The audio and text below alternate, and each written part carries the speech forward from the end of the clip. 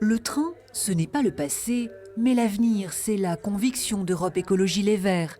À l'heure où ferment lignes et gares, le parti voit lui dans le rail une solution majeure pour limiter les émissions de gaz à effet de serre et donc le changement climatique. Qu'on se bat pour que dans notre région, en Limousin et en Corrèze, il y ait le maximum de trains pour que les gens ne soient plus obligés de prendre leur voiture. Et on voit les problèmes que ça pose avec l'augmentation du prix de l'essence.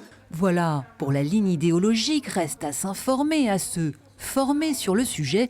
C'est l'objectif de cette journée de travail destinée aux militants limousins, comme Delphine, engagée dans le mouvement depuis 3 ans. Là, on est avec des syndicalistes qui nous parlent de leur combat sur le terrain pour le fret ferroviaire. Donc oui, on ne sait pas tout parce qu'on est militant écologiste. Donc effectivement, c'est important d'avoir des temps de formation. De ce côté donc, des syndicalistes venus dire leur attachement à l'entreprise d'État. De l'autre, Railcoop, cette coopérative ferroviaire tente de lancer une ligne Bordeaux-Lyon. De vision du rail pour permettre aux militants de se forger un avis éclairé et nuancé.